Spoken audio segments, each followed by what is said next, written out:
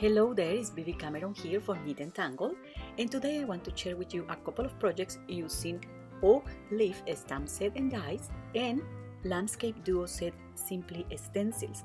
I think these stencils are quite cool and you have a positive side and a negative, so you can create with this stencil a nice background with mountains, the sky, lakes, or a geometrical pattern, and also use one of these stencils as a mask after working with the other one.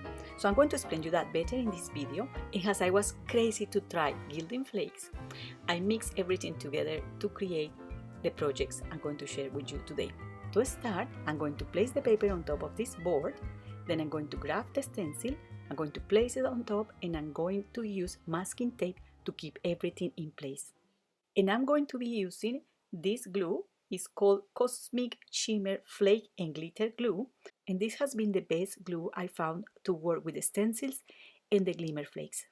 And I also use this brush. It's by Tim Holtz. It's a distress brush used to apply gesso, but you can also apply the glue or any other things. You can also use any large brush, and I'm going to apply the glue like so, and I'm applying the glue slowly and in horizontal motion over the stencil. I'm going to avoid at all costs to move the brush in vertical to that paper because the glue can leak underneath the stencil and we don't want that. If that happens, it's not a big deal, okay? But it's better to keep everything clean and neat. And I'm going to put the brush in water straight away. Now I'm also checking if I transfer the whole pattern, and I did. So I'm going to clean my stencil straight away with wipes, and I'm also like to put a container with water or soapy water next to me so I can just put the stencil like so and keep it clean. I also like to use my heat tool to speed the process of drying this glue, and when it's dry and tacky, I just use a tiny bit of the flakes, and I'm going to show you a tiny bit because this afternoon I was playing with my daughter and we were making a mess. We have flakes on our hair everywhere. So I found that you don't need to apply a lot of flakes, just a little bit, and rub them with your fingers. You don't need any fancy tool to do this. Just rub it with your fingers like so.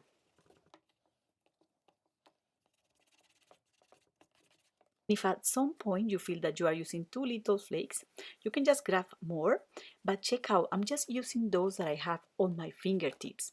And I also noticed that when applying the flakes with your hands, like I'm doing here, you get better results. And you see you don't have any mess, just a very, very small mess.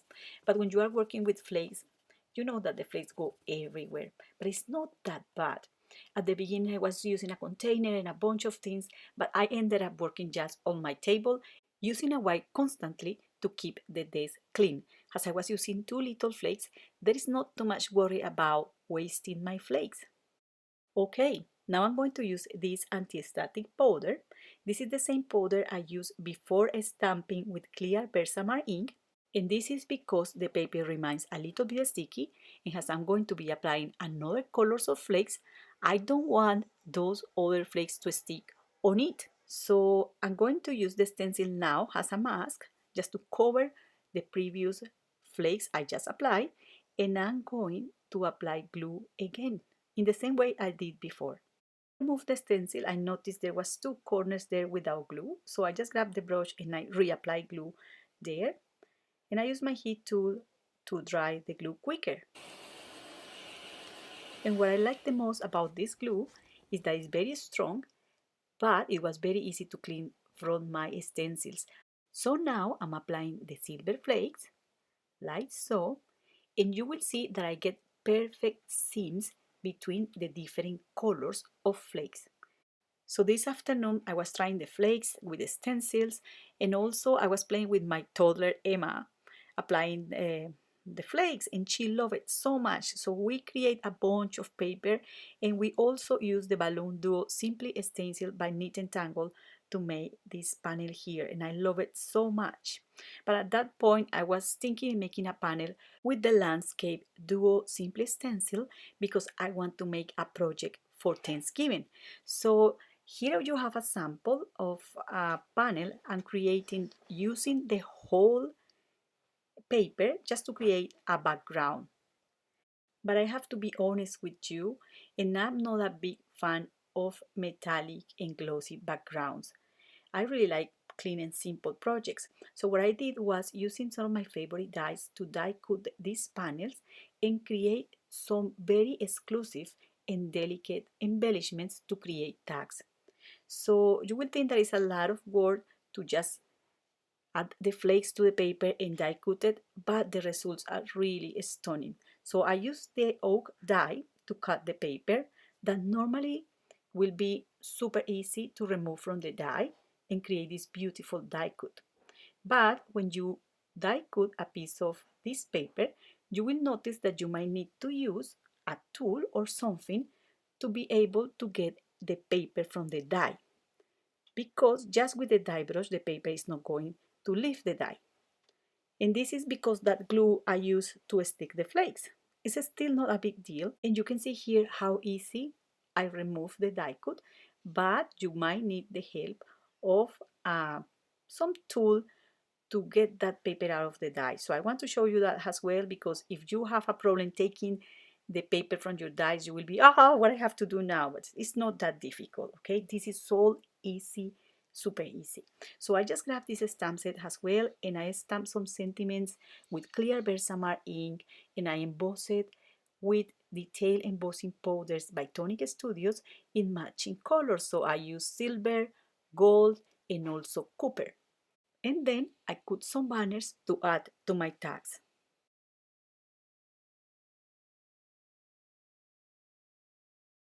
So I have all the parts I need to assemble my tags, and I'm going to show you that now. I think the video shows better than my words, but I basically align the banners in some way they overlap each other, and when I cut them you can see the sentiment perfectly on that tag like so, and then I use lining thread to tie all together just like I'm showing here. And well, I also was using a circle punch to create a little hole to pass the thread through that hole and being able to do the whole thing. So that's the embellishment I'm going to use on my tag. But of course, you can use this in many different ways and also as a topper for your cards. I just thought that this was a very easy and quick project to embellish a beautiful treat bag for your Thanksgiving table. It's also because these metallic accents and all these beautiful elements that you can add easily to a small paper craft creation, and it will make all the difference on your table. So I'm also adding here a ribbon, and I'm just using a regular stapler just to stick that ribbon on the back, and I'm using glue dots to keep everything in place. And you can also put in the little bags any kind of sweeties that match with the colors of your tags. I was looking in local sweetie shops for that kind of sweeties, and something white, something gold, silver, or rose gold would make the work.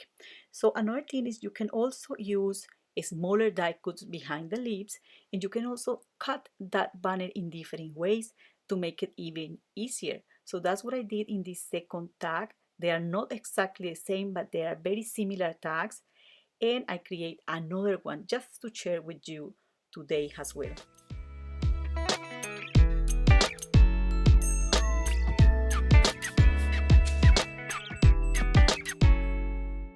So there you go. This is another tag. It has less elements than the one I just made.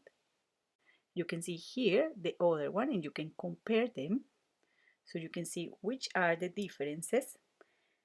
But you can also go all baroque, and you can also add a lot of metal to that tag and create something like this. So you can play around with the paper and your die cuts to see which other things you can create.